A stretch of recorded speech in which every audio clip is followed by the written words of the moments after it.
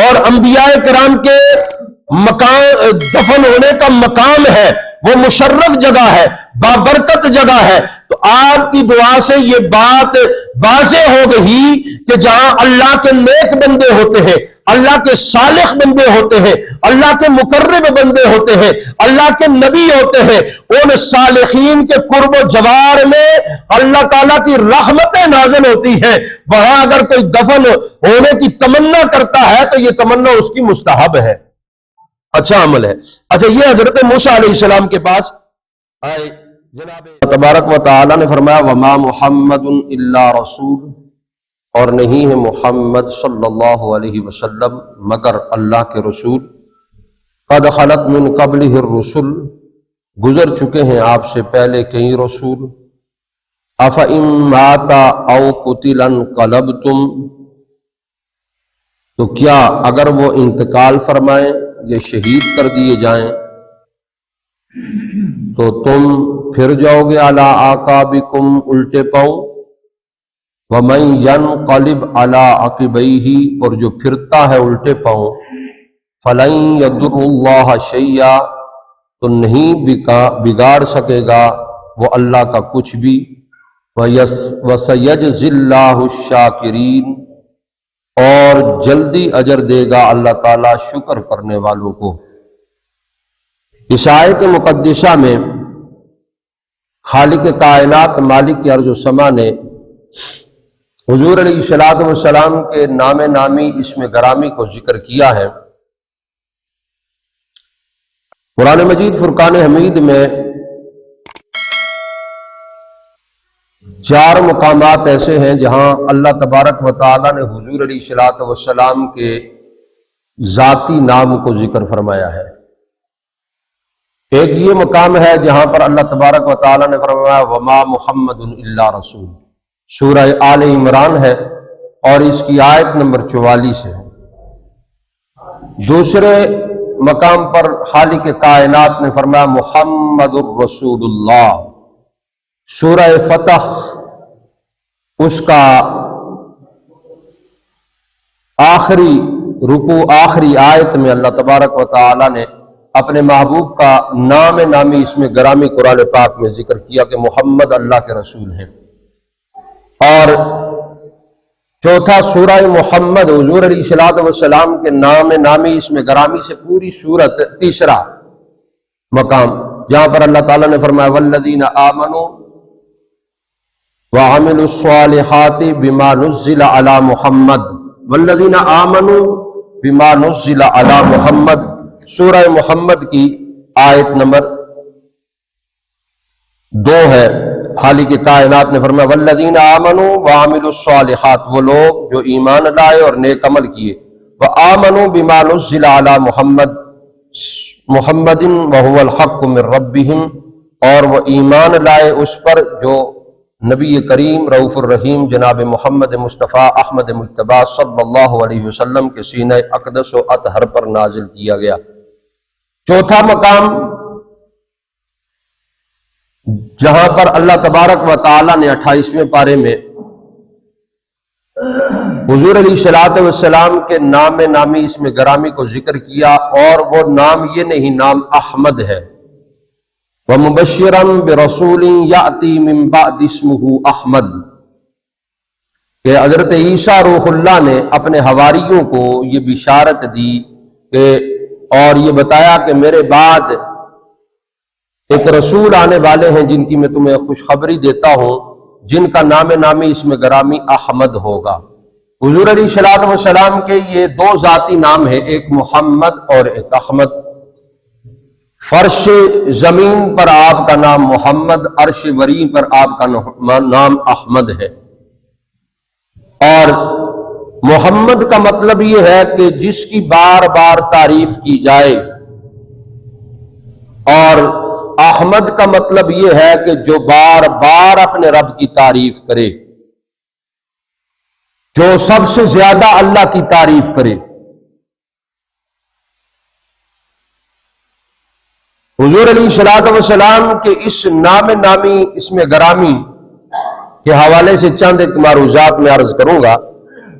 اس سے پہلے یہ بات سمجھ لیں کہ یہ 4 مقام قرآن مجید فرقان حمید میں اللہ تبارک و تعالی نے اپنے محبوب کو ذاتی نام سے یاد فرمایا یا ذاتی نام ذکر فرمایا. اس کے علاوہ کہیں بھی رسول اللہ صلی اللہ علیہ وسلم کو ذاتی نام سے خطاب نہیں کیا گیا یا ذاتی نام قرآن پاک میں ذکر نہیں کیا گیا، آپ کے صفاتی ناموں کا تذکرہ کیا گیا. فرمایا یا ایھا النبی انا ارسلناک شاہدا ومبشرا ونذیرا یا ایھا الرسول قل لازواجک وبناتک. یا اللہ رب العالمین نے فرمایا یا ایھا المزمل قم اللیل الا قلیلا یا ایھا المدثر قم فانذر. تو جہاں بھی رب کائنات نے اپنے محبوب کو خطاب کیا تو ذاتی نام سے نہیں صفاتی نام سے خطاب کیا. اسی لیے علماء کہتے ہیں کہ ادب کا تقاضا یہ ہے کہ جب رسول اللہ صلی اللہ علیہ وسلم کو صیغہ خطاب کے ساتھ یاد کیا جائے، یعنی کہ حرف ندا کے ساتھ آپ کو یاد کیا جائے، تو وہاں حضور علیہ الصلوۃ والسلام کا ذاتی نام استعمال نہ ہو بلکہ صفاتی نام استعمال ہو. یا محمد صلی اللہ علیہ وسلم کی جگہ یا رسول اللہ کہنا، یا نبی اللہ کہنا، یا حبیب اللہ کہنا، یہ زیادہ ادب کے قریب ہے. لہذا حضور علیہ الصلوۃ والسلام کو جب حرف ندا کے ساتھ یاد کیا جائے تو آپ کے صفاتی ناموں کے ساتھ یاد کیا جائے. یہی اللہ تبارک و تعالی کی سنت مبارکہ ہے کہ اللہ تبارک و تعالی نے اپنے محبوب کو قرآن مجید فرقان حمید میں کثرت کے ساتھ صفاتی ناموں سے یاد کیا ہے، صفاتی ناموں کے ساتھ ذکر کیا ہے. تو ہمیں بھی چاہیے کہ حضور علیہ الصلوۃ والسلام کو جب حرف ندا کے ساتھ یاد کریں تو پھر ہمیں صفاتی ناموں کے ساتھ یاد کریں تاکہ ادب کا تقاضا پورا کیا جائے. حضور علیہ الصلوۃ والسلام کا نام محمد صلی اللہ علیہ وسلم، اس کا مطلب یہ ہے، علماء فرماتے الذی یحمد حمدا بعد حمد، کہ اس کا مطلب یہ ہے کہ وہ ذات جس کی بار بار تعریف کی جائے، ہر لمحہ، ہر گھڑی، ہر لحظہ جس کی تعریف جاری اور ساری ہو، اس ذات کو محمد صلی اللہ علیہ وسلم کہتے ہیں. اور یہی وجہ ہے کہ اللہ تبارک و تعالی نے نماز میں بھی، نماز حالانکہ کہ اللہ کی عبادت ہے لیکن وہاں پر بھی رب کائنات نے ہمارے لیے سلام کو ضروری قرار دیا. السلام علیک ایھا النبی ورحمۃ اللہ وبرکاتہ ورحمۃ اللہ. تو فرمایا کہ یہ پڑھو گے، یہ پڑھنا واجب ہے، تب جا کر آپ کی نماز مکمل ہوگی. کوئی بندہ اگر جان بوجھ کر یہ لفظ چھوڑ دے تو اس کی نماز نہیں ہوتی. ساون رہ جائیں تو حکم یہ ہے کہ سجدہ ساو کرے. سجدہ ساو کرے گا تو نماز ہو جائے گی، لیکن اگر سجدہ ساو بھی نہ کیا تو اس نماز کا اعادہ ضروری ہے. آذان میں رب کائنات نے اشہد ان محمد الرسول اللہ ان الفاظ کو لازمی قرار دیا، اور کائنات کا کوئی خطہ ایسا نہیں جہاں پر آذان کی آواز نہ گونجے. تو پتہ چلا جہاں آذان ہوتی ہے، جہاں نماز ہوتی ہے، جہاں رب کائنات کا ذکر ہوتا ہے، اس ذکر کے ساتھ اللہ کے محبوب جناب محمد مصطفیٰ کا ذکر بھی ہوتا ہے.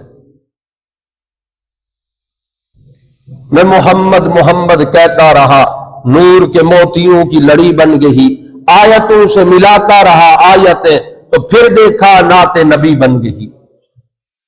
حضور علیہ الصلوۃ والسلام کو خالق کائنات نے نام ہی ایسا عطا فرمایا ہے کہ جس نام کی یہ برکت اور یہ شان ہے کہ فرمایا قیامت والے دن صدا لگائی جائے گی اور محمد نام کے لوگوں کو پکارا جائے گا. جس بندے کے نام کے ساتھ محمد مصطفیٰ صلی اللہ علیہ وسلم کا نام لگا ہوا ہوگا، محمد نام لگا ہوگا، جس کا نام محمد ہوگا، تو خالق کائنات اس کی بخشش و مغفرت فرما دے گا. اگر نام کی یہ برکات ہے تو اس ذات کے اندر خالق کائنات نے کتنی برکات رکھی ہوں گی. اس لیے کہنے والے کہتے ہیں کہ محمد بشر لا کالبشر بل ہوا یاقوت بین الحجر، کہ محمد بشر ہے مگر عام بشر جیسے بشر نہیں، وہ سید البشر ہے. جس طرح ہر پتھر یاقوت نہیں، ہر در شاہوار نہیں، ہر قطرہ قطرہ آب نیسا نہیں، ہر اونٹنی ناقۃ اللہ نہیں، ہر ہاتھ ید اللہ نہیں، ہر چہرہ وجہ اللہ نہیں، ہر پانی زمزم نہیں، ہر سخی حاتم نہیں، ہر نبی خاتم نہیں. کوئی مثل مصطفیٰ کبھی تھا نہ ہے نہ ہوگا، کسی اور پر یہ رتبہ کبھی تھا نہ ہے نہ ہوگا. اور کبھی وہاں میں نے یہ صدا لگائی کوئی تو ہوگا مماثل، تو یقین پکار اٹھا نہ کبھی تھا نہ ہے نہ ہوگا. تو وما محمد الا رسول، اللہ نے فرمایا نہیں محمد صلی اللہ علیہ وسلم مگر اللہ کے رسول ہیں. غزوہ احد کے دوران جب یہ خبر پھیلائی گئی اور یہ شیطان کی طرف جب یہ خبر پھیلی کہ نبی کریم رؤوف الرحیم صلی اللہ علیہ وسلم کو شہید کر دیا گیا ہے، تو جنہوں نے نیا اسلام قبول کیا تھا تو وہ کہنے لگے کاش ہمیں کوئی قاصد ملتا جس کو ہم عبداللہ بن ابی جو منافقوں کا سردار ہے اس کے پاس بھیجتے اور وہ ہمیں ابو سفیان سے پناہ لے کر دیتا. بعض پختہ ایمان والے مخلصین بھی جب یہ اس خبر نے گردش کی تو انہوں نے بھی ہتھیار ڈال دیے اور بیٹھ گئے. منافقین کہنے لگے انہیں وقت مل گیا، منافق کو پتا ہے کہ اسے وقت کی تلاش ہوتی ہے کہ وقت میرے ہاتھ میں آئے تو میں بات کروں. وہ کہنے لگے اگر محمد صلی اللہ علیہ وسلم شہید ہو گئے تو تم اپنے پہلے دین کی طرف لوٹ آؤ، یعنی دین اسلام کو چھوڑ دو. تو اس وقت حضرت انس بن نضر کہنے لگے میری قوم اگر محمد صلی اللہ علیہ وسلم شہید ہو گئے ہیں تو آپ کا رب تو زندہ ہے، وہ تو نہیں شہید ہوا، اور رسول اللہ صلی اللہ علیہ وسلم کے بعد تم زندہ رہ کر کیا کرو گے؟ تو چلو کفار کے ساتھ جنگ کریں. آپ نے یہ جملے کہہ کر کفار پر حملہ کر دیا اور جنگ کرتے کرتے آپ بھی شہید ہو گئے. اور حضور علیہ الصلوۃ والسلام اس وقت ایک پتھر کی چٹان پر بیٹھے ہوئے تھے. سب سے پہلے آپ کو کعب بن مالک نے پہچانا. وہ کہتے ہیں کہ میں نے آپ کو آپ کی نورانی آنکھوں کی چمک کو خود دیکھا اور پھر نگاہیں نیچی کر لی اور بآواز بلند ندا دی کہ مسلمانوں کی جماعت خوش ہو جاؤ، رسول اللہ صلی اللہ علیہ وسلم یہاں ہے. تو آپ نے مجھے خاموش رہنے کا حکم دیا، لیکن صحابہ کرام کا ایک گروہ وہ آپ کے پاس پہنچ گیا. نبی کریم صلی اللہ علیہ وسلم نے ان کو ملامت کیا کہ تم لوگ کیوں پسپا ہو گئے تھے. انہوں نے عرض کی یا رسول اللہ صلی اللہ علیہ وسلم ہمارے ماں باپ آپ پر قربان، ہم نے جب یہ خبر سنی کہ آپ شہید ہو گئے تو ہمارے دلوں پر روب طاری ہو گیا تھا. اس لیے ہم پسپا ہو گئے. تو اس وقت خالق کائنات مالک ارض و سما نے یہ آیت مقدسہ نازل فرمائی، وما محمد الا رسول، نہیں ہے محمد صلی اللہ علیہ وسلم مگر اللہ کے رسول، قد خلت من قبلہ الرسل، اور تحقیق آپ سے پہلے بھی گزر چکے ہیں، آپ سے پہلے کئی رسول گزر چکے ہیں. اب یہاں پر ایک بات میں کر کے آگے آتا ہوں کہ 15 صحابہ کرام کے بارے میں آتا ہے کہ احد کے میدان میں وہ جم کر کھڑے رہے، جن میں 8 مہاجرین تھے اور 7 انصار صحابی تھے. ان 8 مہاجرین میں سر فہرست جس کا نام آتا ہے نا، وہ جناب حضرت ابوبکر صدیق کا آتا ہے. پھر اس کے بعد حضرت عمر فاروق کا آتا ہے، پھر اس کے بعد حضرت علی کا آتا ہے. تو چونکہ یہ جمادی الاخرى ہے، سیدنا صدیق اکبر رضی اللہ تعالی عنہ کے وصال والا ماہ مقدس اس کا آغاز ہو گیا ہے. تو ابوبکر صدیق رضی اللہ تعالی عنہ ان خوش نصیب صحابہ میں ہے کہ احد کے میدان میں بھی آپ نے رسول اللہ صلی اللہ علیہ وسلم کا ساتھ نہ چھوڑا. جب صرف 15 صحابہ رہ گئے تھے، بقایا ادھر ادھر منتشر ہو گئے تھے، لیکن ان میں سر فہرست جناب سیدنا صدیق اکبر حضور علیہ الصلوۃ والسلام کے ساتھ کھڑے تھے. اللہ تبارک و تعالی نے فرمایا قد خلت من قبلہ الرسل، اس سے پہلے بھی کئی رسول آئے گزر گئے. افإن مات او قتل انقلبتم علی اعقابکم، تو کیا اگر وہ انتقال فرمائے یا شہید کر دیے جائیں، انتقال فرمائیں یا شہید کر دیے جائیں، تو تم الٹے پاؤں واپس پلٹ جاؤ گے، دین کا راستہ چھوڑ دو گے. اب یہاں پر ایک بات ہے کنز الایمان کے حوالے سے میں کر کے آگے چلتا ہوں. بہت سارے مفسرین کرام نے ترجمہ کیا فَإِن مَاتَ أَوْ قُتِلَ انقلبتم، کہ اس کا ترجمہ اپنے اپنے الفاظ میں کیا. ہر ایک مفسر کا اپنا طریقہ کار ہے، اپنا اس کے الفاظ ہے، الفاظ سارے ملتے جلتے ہوتے ہیں. ان میں صرف یہ ہے کہ کچھ لفظ ترجمہ غلط نہیں ہوتا، کچھ الفاظ ایسے ہوتے ہیں جن میں ادب کا سمندر ہوتا ہے، اور کچھ الفاظ ایسے ہوتے ہیں جن میں ادب نہیں ہوتا. اب آپ کا بھی وہی مطلب ہے اور تم کا بھی وہی مطلب ہے. آپ کسی کو کہیں کہ تم یہاں سے ہٹ جا، تو یہاں سے چلا جا، یا آپ یہاں سے چلے جاؤ، تو اب تم میں بے ادبی کا عنصر پایا جاتا ہے، تو میں بے ادبی کا عنصر پایا جاتا ہے، اور آپ میں ادب پایا جاتا ہے، اخلاق پایا جاتا ہے. اب میں تھوڑا سا یہ بات بتا کر آگے چلتا ہوں. افإن مات أو قتل انقلبتم، مولانا محمود الحسن صاحب نے ترجمہ کیا پھر اگر وہ مر گیا یا مارا گیا. مولانا مودودی صاحب نے ترجمہ کیا پھر کیا اگر وہ مر جائیں یا قتل کر دیے جائیں. عبد الماجد صاحب نے ترجمہ کیا سو اگر وہ یہ وفات پا جائیں یا قتل ہو جائے. شاہ عبد القادر صاحب نے ترجمہ کیا پھر کیا اگر وہ مر گیا یا مارا گیا. مولانا فتح محمد صاحب نے ترجمہ کیا بلا اگر یہ مر جائیں یا مارے جائیں. یہ سارے آپ نے سنے. اب میں کشتہ عشق مصطفیٰ امام عشق و محبت جناب امام احمد رضا کا ترجمہ سنانے لگا ہوں. آپ نے ترجمہ کیا افإن مات أو قتل انقلبتم، تو کیا اگر وہ انتقال فرمائے یا شہید ہو، کیا اگر وہ انتقال فرمائے یا شہید ہو. اب مر گیا اور مارا گیا اس کا مطلب بھی یہی ہے، مر جائیں یا قتل کر دیے جائیں اس کا مطلب بھی یہی ہے، مر جائیں یا مارے جائیں مطلب یہی ہے.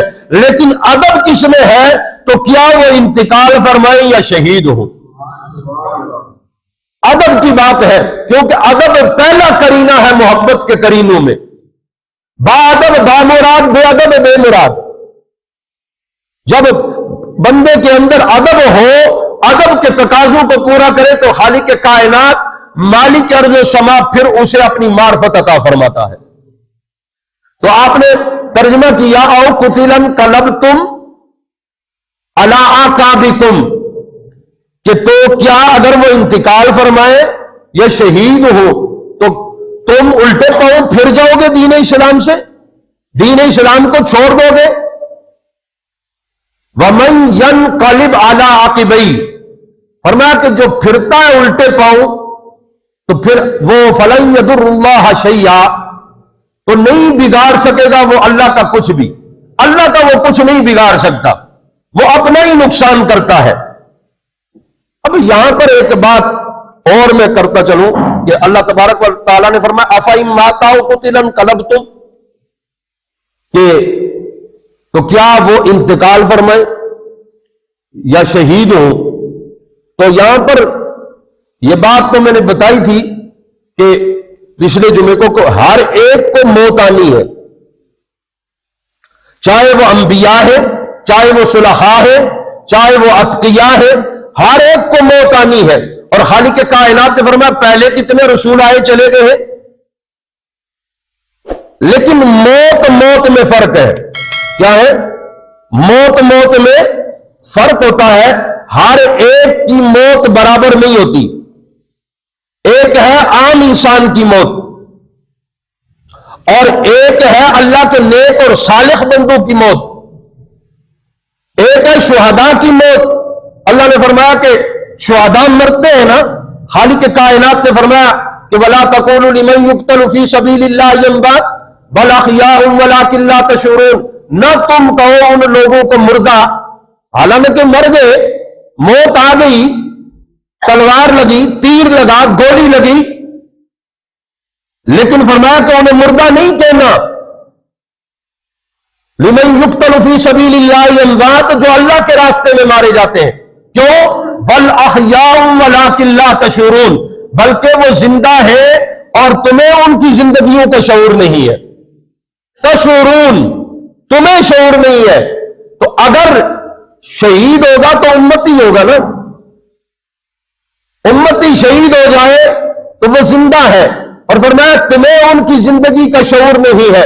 اگر ہمارا علم اتنا کمزور ہے, ہمارا نالج اتنی کمزور ہے, یا ہمارا ذہن اتنا کمزور ہے, ہم شہید کی زندگی کے بارے میں شعور نہیں رکھ سکتے, تو پھر نبیوں کو جو رب کائنات نے زندگی عطا فرمائی ہے ہم اس کے بارے میں کیسے کہہ سکتے ہیں کہ مر گئے اور مٹی میں مل گئے, فنا ہو گئے. لہذا یہ بات ذہن میں رکھیں کہ اگر شہید زندہ ہے تو اللہ کے ہاں اللہ کے نبی بھی زندہ ہے, لیکن ہمیں ان کی زندگیوں کا شعور نہیں ہے. تو میں نے یہ عرض کی کہ موت جو ہے نا یہ سب کی برابر نہیں ہوتی. موت کی 3 قسمیں بیان کی گئی ہیں. جس طرح زندگی کی 3 قسمیں ہیں نا, ایک اسی طرح موت کی بھی 3 قسمیں ہیں. ایک پہلی قسم ہے حصی. حصی کہتے ہیں جو محسوس ہو. زندگی بھی حصی ہوتی ہے اور موت بھی حصی ہوتی ہے, محسوس ہوتی ہے. اور ہم ایک دوسرے کو محسوس کرتے ہیں زندگی ہے, جب موت آتی ہے تو اسے بھی محسوس کرتے ہیں کہ بندہ مر گیا, روح کا تعلق جسم سے جدا ہو گیا, جسم بے حرکت ہو گیا, جسم حرکت نہیں کر سکتا, جسم کو اٹھا کر ادھر ادھر لے کر جاتے ہیں. یہ ہے حصی, موت حصی. دوسری حقیقی موت, جسے روح کی جس طرح زندگی حقیقی ہوتی ہے اس طرح موت بھی حقیقی ہوتی ہے. اب زندگی حقیقی کیا ہوتی ہے کہ جس طرح روح جو ہے اسے موت نہیں ہے, روح کی زندگی حقیقی زندگی ہے, روح برقرار رہتی ہے. اسی طرح موت بھی حقیقی ہے. جیسے قیامت والے دن خالق کائنات جانوروں کو آپس میں بدلہ دلا کر فنا کر دے گا اور کہا جائے گا کونو ترابن, مٹی ہو جاؤ. اس دن ان کی روحیں بھی فنا کر دی جائیں گی. اسے کہتے ہیں موت حقیقی. ایک ہے پھر تیسری زندگی حکمی. اسی طرح موت بھی حکمی. جس طرح آپ کہتے ہیں کہ زندگی حکمی کس طرح ہے کہ جس طرح فرمایا شہید جو ہے یہ زندہ ہوتا ہے, یہ حکمن زندہ ہے, من عمل صالحا من ذکر او انثى فلنحيينه حیاتا طیبہ، فرمایا کہ جو بھی بندہ مومن ایمان والا نیک عمل کرے گا، صالح عمل کرے گا، خالق کائنات اسے حیات طیبہ عطا فرمائے گا، پاکیزہ زندگی عطا فرمائے گا۔ وہ یہ دنیا والی زندگی تو نہیں ہے، وہ حکمن زندگی ہے جو رب کائنات اپنی شایان شان عطا فرمائے گا۔ اسی طرح موت بھی حکمی کہ انبیاء کرام یا رسول اللہ صلی اللہ علیہ وسلم پر اللہ کے حکم کے مطابق موت آئی، موت طاری ہوئی، لیکن بعض ایسے احکامات موت کے عام بندہ مرتا ہے تو اس کی میراث تقسیم کی جاتی ہے، تو یہاں میراث کا تقسیم نہ ہونا، رسول اللہ صلی اللہ علیہ وسلم نے فرمایا کہ انبیاء اپنی میراث کوئی بھی نہیں چھوڑتے، بلکہ ان کی میراث علم ہوتی ہے۔ میراث کا تقسیم نہ ہونا، پھر عام بندہ فوت ہو جائے تو اس کے لیے حکم ہے کہ اس کی زوجہ 4 مہینے 10 دن عدت گزارنے کے بعد وہ کسی دوسری جگہ نکاح کر سکتی ہے، شریعت نے اسے اجازت دی ہے۔ لیکن یہاں پر اللہ تبارک و تعالی نے نص قطعی کے ساتھ ازواج مطہرات کو منع کر دیا کہ وہ نبی کریم رؤوف الرحیم صلی اللہ علیہ وسلم کے وصال باکمال کے بعد، انتقال کے بعد وہ کسی دوسری جگہ نکاح نہیں کر سکتی۔ تو اسے کہتے ہیں موت حکمی، موت تو آئی ہے، احکام جاری ہوئے ہیں، وہ کفن والا معاملہ ہوا ہے، دفن والا معاملہ ہوا ہے۔ حضور علیہ الصلوۃ والسلام کی نماز جنازہ عام لوگوں کی طرح تو نہیں پڑھی گئی، فردن صحابہ آتے تھے، درود پاک پڑھتے تھے، لیکن وہ جو حکم تو جاری ہوا ہے، یہ موت حکمی کہتے ہیں۔ جس طرح زندگی حکمی ہوتی ہے اس طرح موت بھی حکمی ہوتی ہے۔ پھر یہ بھی یاد رکھیں کہ عام بندہ مرتا ہے تو اسے پتہ نہیں ہوتا، وہ چند لمحے پہلے کھیل رہا ہوتا ہے، چند لمحے وہ پہلے اسے فکر ہی نہیں ہوتی موت کی، تو فوراً ملک الموت فرشتہ روح قبض کرنے کے لیے آ جاتا ہے، دوسرے لمحے پتہ چلتا ہے مر گیا ہے۔ لیکن یہاں ذرا معاملات اور ہیں، کیونکہ یہ انبیاء کی بارگاہ ہے، خالق کائنات نے فرشتوں کو بھی حکم دیا ہے جب کسی نبی کی بارگاہ میں جانا تو بعد بند کر جانا۔ مسلم شریف کی حدیث پاک ہے کہ حضرت موسیٰ علیہ السلام کے پاس ملک الموت آئی۔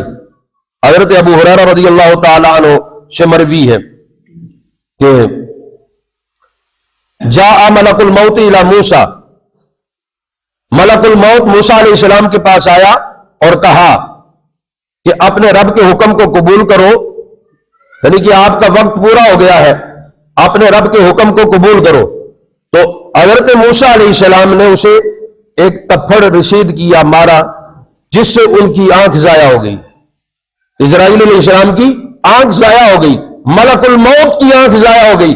میں اور آپ فرشتے کو تو دیکھ نہیں سکتے، لیکن نبی کو رب کائنات نے یہ شان عطا فرمائی ہے کہ نبی فرشتوں سے بات بھی کرتا ہے، اور فرشتہ آ کر پوچھتا ہے، پہلے پوچھتا ہے، اور موسیٰ علیہ السلام اسے کپڑ رسید کر دیتے ہیں تو اس کی آنکھ نکل جاتی ہے۔ یہ نبی کی شان ہے، لہذا نبیوں کو اپنے جیسا نہیں کہنا چاہیے، بلکہ نبیوں کی شان اس طرح بیان کرنی چاہیے جو شان خالق کائنات نے انہیں عطا فرمائی ہے۔ تو اسرائیل علیہ السلام واپس اللہ کی بارگاہ میں چلے گئے، اللہ کی بارگاہ میں حاضر ہوئے، عرض کی مالک کائنات مجھے ایسے بندے کے پاس، اپنے ایسے بندے کے پاس بھیجا ہے تو نے، لا یرید الموت، وہ اسے تو پسند ہی نہیں ہے مرنا، وہ مرنا ہی نہیں چاہتا۔ اللہ تعالیٰ نے پھر جناب اسرائیل علیہ السلام کی آنکھ عطا فرمائی، نظر دوبارہ لوٹا دی، فرمایا جاؤ میرے بندے کے پاس اور کہو کہ اپنا ہاتھ بیل پر رکھے، ہاتھ کے نیچے جتنے بال آئیں گے اتنے سال اس کی عمر بڑھا دوں گا، ہاتھ کے نیچے جتنے بال آئیں گے اتنے اس کے عمر بڑھا دوں گا۔ آپ نے عرض کی اے رب پھر کیا ہوگا؟ جب حضرت اسرائیل علیہ السلام آئے اور حضرت موسیٰ علیہ السلام کو کہا کہ بیل پر ہاتھ رکھیں، آپ نے ہاتھ رکھا تو فرمایا کہ اتنی تمہاری عمر بڑھا دی جائے گی۔ تو آپ نے پوچھا یا رب العالمین اس کے بعد کیا ہوگا؟ تو خالق کائنات سے حکم آیا کہ پھر موت آئے گی۔ آپ نے عرض کی کہ ابھی موت آ جائے. ساتھ یہ سوال بھی کر دیا، یہ بھی عرض کی کہ مالک کائنات، موت نے آنا ہی آنا ہے، 100 سال کے بعد آئے گی، 200 سال کے بعد آئے گی، جتنے بال نیچے آئیں گے ہاتھ کے نیچے، موت نے تو آنا ہے، تو ابھی آ جائے، اس میں کوئی کبات کی بات تو نہیں ہے نا. تو پھر اللہ کی بارگاہ میں عرض کی، اللہ تعالیٰ مجھے بیت المقدس کی سرزمین پر پہنچا دے، بیت المقدس کی سرزمین پر پہنچا دے. نبی کریم رؤوف رحیم صلی اللہ علیہ وسلم نے فرمایا، اس وقت سے آپ مسلم شریف کی حدیث پاک ہے کہ آپ نے فرمایا کہ اگر میں چاہوں تو تمہیں سرخ ریت کے ٹیلوں کے پاس راستے کی ایک جانب آپ کی قبر بھی اب بھی دکھا سکتا ہوں. مدینہ طیبہ میں صحابہ کرام کو فرمایا، اے میرے صحابہ، میں چاہوں تو تمہیں سرخ ریت کے ٹیلوں کے پاس راستے کی ایک جانب جناب موسیٰ کی قبر اب بھی تمہیں دکھا سکتا ہوں. تو حضرت موسیٰ علیہ السلام نے، بس یہاں پر یہ مسلم شریف کی حدیث پاک ہے، امام نووی نے مسلم شریف کی شرح کرتے ہوئے لکھا اس حدیث پاک کی کہ حضرت موسیٰ علیہ السلام نے بیت المقدس میں دفن ہونے کی خواہش اس لیے کی کہ وہ مقام انبیاء کرام ہے، اور انبیاء کرام کے مقام دفن ہونے کا مقام ہے، وہ مشرف جگہ ہے، بابرکت جگہ ہے. تو آپ کی دعا سے یہ بات واضح ہو گئی کہ جہاں اللہ کے نیک بندے ہوتے ہیں، اللہ کے صالح بندے ہوتے ہیں، اللہ کے مقرب بندے ہوتے ہیں، اللہ کے نبی ہوتے ہیں، ان صالحین کے قرب و جوار میں اللہ تعالیٰ کی رحمتیں نازل ہوتی ہیں. وہاں اگر کوئی دفن ہونے کی تمنا کرتا ہے تو یہ تمنا اس کی مستحب ہے، اچھا عمل ہے.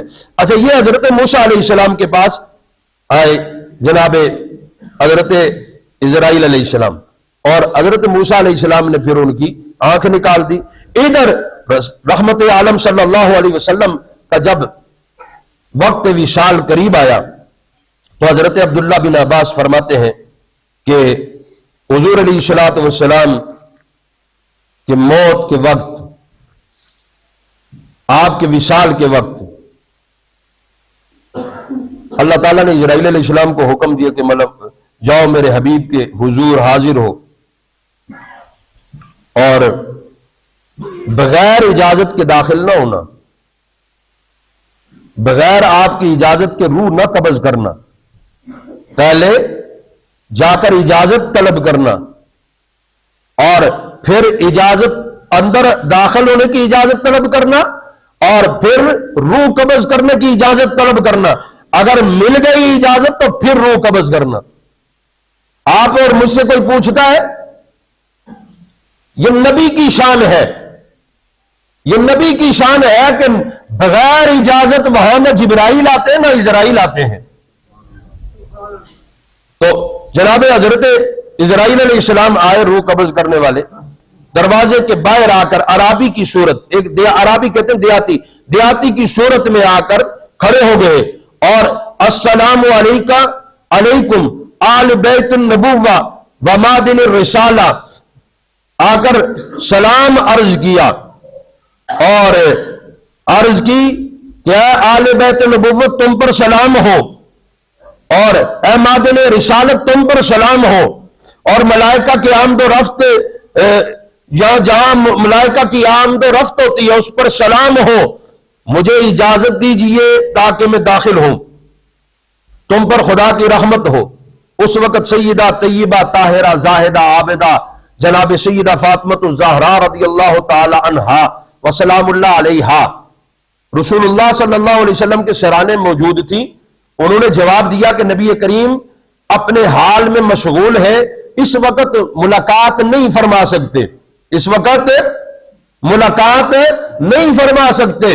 تو محدثین نے یہ بات لکھی ہے مدارج النبوہ کی، یہ حدیث پاک روایت ہے کہ جناب اسرائیل علیہ السلام وہاں سے چلے گئے، پھر دوبارہ آئے اور دوبارہ آ کر پھر اجازت مانگی.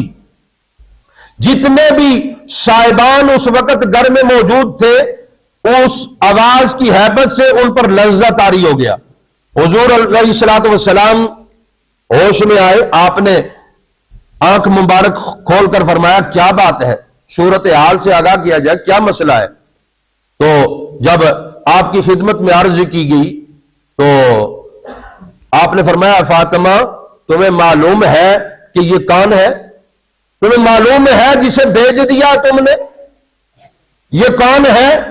فرمایا کہ یہ لذتوں کو توڑنے والا ہے، یہ خواہشوں اور تمناؤں کو کچلنے والا ہے، اجتماعی بندوں کو کھولنے والا ہے، بیویوں کو بیوہ کرنے والا ہے اور بچیوں کو یتیم کرنے والا ہے کہ اے فاطمہ یہ کسی کے گھر میں بغیر کسی کے گھر میں اجازت لے کر نہیں جاتا، یہ اللہ نے تیرے بابا کو شان عطا فرمائی ہے۔ اے فاطمہ یہ تیرے گھر کو شان ملی ہے کہ جہاں اسرائیل بھی آتا ہے اور بغیر اجازت اندر داخل نہیں ہوتا، اجازت لے کر داخل ہوتا ہے، اور اجازت نہ ملے تو وہ واپس پلٹ جاتا ہے۔ اے فاطمہ یہ تیرے گھر کی شان ہے، کسی اور گھر کی شان نہیں ہے۔ اللہ اکبر۔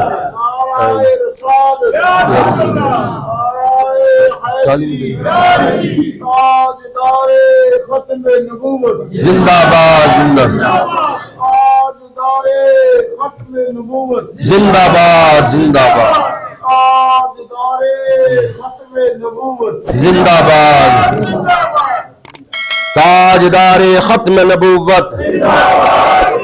ایک باری زور نال جاگی تا نعرہ مارو ہے، تاجدار ختم نبوت۔ اب میں آخری بات ضمن کر کے اپنی گفتگو کو موت کے حوالے سے ہی کر کے ختم کرتا ہوں۔ حضرت سلیمان علیہ السلام کا واقعہ 22ویں پارے میں موجود ہے، اور آپ نے پڑھا بھی ہوگا کہ جناب سلیمان علیہ السلام کا وقت آخر جب آیا تو آپ اپنے عصا کے ساتھ ٹیک لگا کر کھڑے تھے اور جنات سے کام لے رہے تھے، جنات کام میں مشغول تھے۔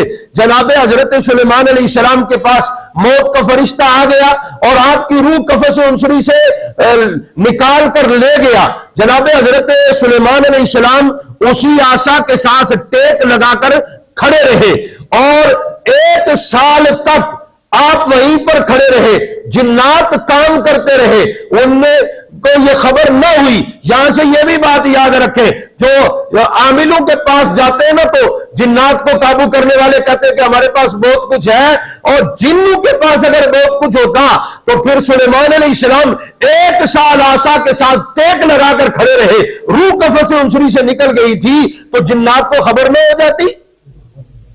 تو اس لیے یہ زیادہ جنوں والوں کے پاس بھی نہ جایا کرے، کیونکہ یہ ایمان کا جو ہے نا ستیاناش کر دیتے ہیں۔ تو میں یہ عرض کر رہا تھا جناب سلیمان علیہ السلام 1 سال وہاں پر کھڑے رہے، جنات کام کرتے رہے۔ اللہ تعالیٰ نے سیخ کو حکم دیا کہ وہ لکڑی کو کھانا شروع کرے، اس نے عصا کو کھانا شروع کیا۔ یہ نہیں کہ نبی کے جسم کو کوئی نقصان پہنچے۔ تیری میری میت ہو، 1 سال اسے چارپائی پر رکھ دے، کوئی رکھ دے تو تیری میت ویسی رہے گی؟ نبی کی میت ہے، اور نبی کو رب کائنات نے یہ شان عطا فرمائی ہے کہ نبی کی میت 1 سال عصا کے ساتھ ٹیک لگا کر کھڑی رہی، نہ وہ گری نہ وہ جھکی۔ ہمیں اونگ آ جائے تو ہم گر جاتے بیٹھے بیٹھے، یہ تو اور میں ہے اور وہ نبی ہے۔ نبی اور عام بندے میں فرق ہے۔ تو جناب سلیمان علیہ السلام کی عصا کی لکڑی سیخ میں کھائی، وہ لکڑی اندر سے ختم ہوئی۔ جناب موسیٰ سلیمان علیہ السلام وہاں گرے، تب جنات کو پتا چلا کہ جناب سلیمان علیہ السلام تو کب کے وصال پا چکے ہیں، انتقال کر چکے ہیں۔ اب نبی کی شان دیکھیے کہ نبی کے جسم اسی طرح گرم تھا، ٹھنڈا نہیں ہوا تھا، جدھر موڑتے تھے مڑ جاتا تھا۔ نبی کے جسم کو کوئی نقصان نہیں پہنچایا رب کائنات نے، وہ لکڑی تھی، اس لکڑی کو صرف نقصان پہنچا۔ یہ نبی کی شان ہے۔ تو میں یہ عرض کروں، بعض حضرات اَوَإِن مَاتَوْا قُتِلَ انقلبتم عَلَىٰ أَعْقَابِكُمْ قَدْ خَلَتْ مِن قَبْلِهِ الرُّسُلُ، اس سے استدلال کرتے ہیں موت انبیاء کا۔ ہم بھی کہتے ہیں نبیوں کو موت آئی ہے، لیکن نبیوں کی موت میں اور امت کی موت میں فرق ہے۔ نبی کی موت، نبی کی زندگی جس طرح شایانہ شان گزرتی ہے، اسی طرح نبی کی موت بھی شایانہ شان ہوتی ہے۔ اور نبی کو مرنے کے بعد رب کائنات وہ زندگی عطا کرتا ہے جس کا نہ کوئی مفتی ادراک کر سکتا ہے، نہ کوئی محدث ادراک کر سکتا ہے، نہ کوئی پیر ادراک کر سکتا ہے، نہ کوئی ملا ادراک کر سکتا ہے، کیونکہ نبی اللہ کی شان کا مظہر ہوتا ہے، اور نبی اللہ کی شان کا مظہر ہو کر اس کی زندگی بھی اللہ کی شان کا مظہر بنتی ہے، اور اس کی موت بھی اللہ کی شان کا مظہر بنتی ہے۔ اس لیے یہاں سے میں نے یہ تفصیل اس لیے انبیاء کی بیان کی، 3 نبیوں کی باتیں میں نے بتائی آپ کو، مزید اور بھی بہت ساری باتیں ہیں، اس لیے بتائی کہ حیات النبی ہمارا نبی، ہمارا عقیدہ ہے کہ نبیوں کو موت آئی ہے، لیکن موت آنے کے بعد خالق کائنات نے انہیں زندگی عطا کر دی ہے، اور یہ تیری میری آنکھ کا قصور ہے کہ ہم نبی کا دیدار نہیں کر سکتے، ہم نے کبھی تصور ہی نہیں باندھا، ہم نے کبھی نبی کی محبت اپنے دل میں پیدا ہی نہیں کی، ہم نے جستجو پیدا ہی نہیں کی۔ آج ہم جستجو پیدا کریں، حضور کی ذات پر توجہ کے ساتھ درود پاک پڑھنا شروع کر دے، اور روزانہ توجہ کے ساتھ جس طرح اپنی اولاد کو ٹائم دیتے ہیں، جس طرح اپنے کاروبار کو ٹائم دیتے ہیں، جس طرح دیگر معمولات کو ٹائم دیتے ہیں، اسی طرح معمول بنا لے نبی پاک صاحب الاولاد صلی اللہ علیہ وسلم کے گنبد کا تصور کر کے حضور پر درود پاک پڑھنے کا معمول بنا لے۔ خالق کائنات چند ہی دنوں بعد ہمیں اپنے نبی کا دیدار عطا فرما دے گا۔ اور حضور نے فرمایا جو مجھے خواب میں دیکھتا ہے وہ مجھے ہی دیکھتا ہے، کہ شیطان میری شکل نہیں بنا سکتا۔ شیطان کو خالق کائنات نے ہر چیز کی طاقت عطا فرمائی ہے، لیکن میری صورت نہیں وہ اختیار کر سکتا۔